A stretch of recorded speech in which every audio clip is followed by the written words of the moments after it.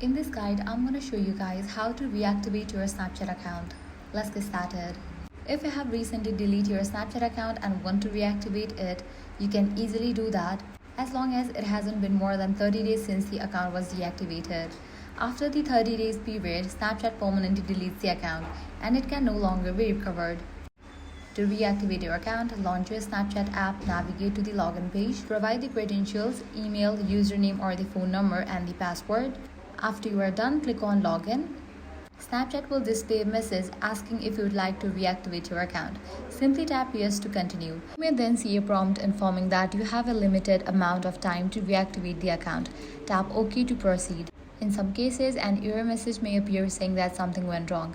If this happens, select continue and try logging in again. Confirm your username, password, and then tap login button. Snapchat will begin the reactivation process, and once it's complete, you will regain access to your account, including your friends, chats, and settings. And that's it. If this guide helped you out, do not forget to like, share, and subscribe.